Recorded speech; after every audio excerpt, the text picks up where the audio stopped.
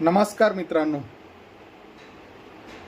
10वीपर्यंतचा शिक्षणाचा खर्च आपण शहरात करतो. मुलांची चांगली गुणवत्ता व्हावी यासाठी आपण कोचिंग क्लासेस लावतो. हा सगळा खर्च केल्याच्या नंतर जवळपास मुलांच्या पहिलीपासून ते 10वीपर्यंतचा खर्च हा लाखोमध्ये आहे. त्याच्यासाठी लागणारी सर्व काही साहित्य आपण त्यांना घेऊन देऊन त्याची गुणवत्ता वाढीसाठी प्रयत्न करीत असतो.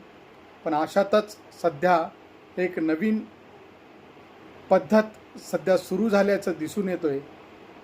मित्रांनो, पूर्वी ज्यांना काही येत नसे, ज्यांना काही जास्त अभ्यास नाही, अशा लोकांचा प्रवेश जो आहे तो प्रवेश केला जायचा ग्रामीण भागामध्ये, जेणेकरून त्या ठिकाणी त्याला जास्तीचे गुण मिळता यावेत.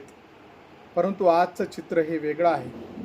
शिक्षणावर चांगला खर्च झाल्याच्या नंतरही त्या मुलाचा प्रवेश सध्या ग्रामीण भागामध्ये होताना दिसून येते. असं का? या प्रश्नाची उत्तरे कदाचित आपल्याकडे नसतीलही.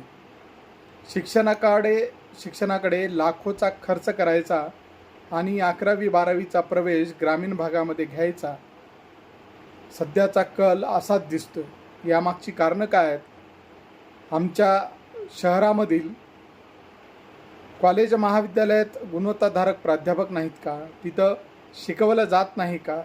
असे बरेच काही प्रश्न आपल्यासमोर पडत असतील. आणि आज ही परिस्थिती आहे की विद्यार्थ्यांचं पूर्ण शिक्षण हे शहरी भागात होतं आहे आणि 11वी-12वीचं शिक्षण हे ग्रामीण भागात. असं का?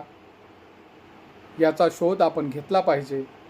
एवढा खर्च करून ग्रामीण भागात शिक्षण घ्यायची वेळ येत असेल तर तुमच्या शिक्षणाला आणि गुणवत्तेला आणि मिळणाऱ्या पर्सेंटेजला काहीही महत्त्व नाही, असंच म्हणावे लागेल.